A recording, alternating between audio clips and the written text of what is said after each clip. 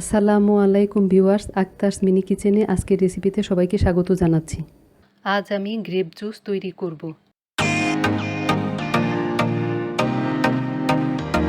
Juice তৈরি করার জন্য আমি এখানে 1 কাপ আঙ্গুর ধুয়ে নিয়েছি। এখানে 5 চা চামচ চিনি নিয়েছি।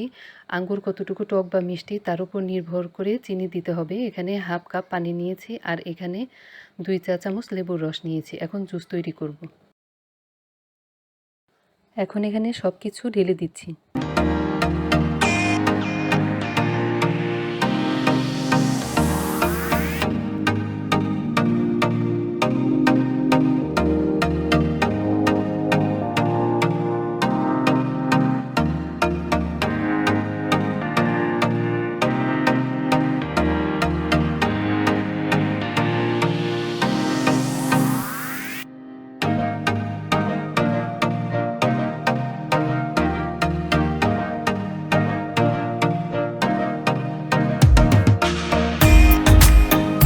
এখন ব্লেন্ড করে নিব।